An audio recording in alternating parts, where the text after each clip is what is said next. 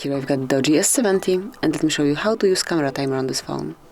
So at first you need to open the camera app and now tap here, this is the timer icon, and you can pick 3 seconds delay, 5 seconds delay, 10 seconds delay, 15 seconds delay also, or go back to 0 seconds. So let me choose 5 seconds delay, and now you can grab a picture with this delay. At first you will be able to notice the countdown, and after that the picture would be grabbed.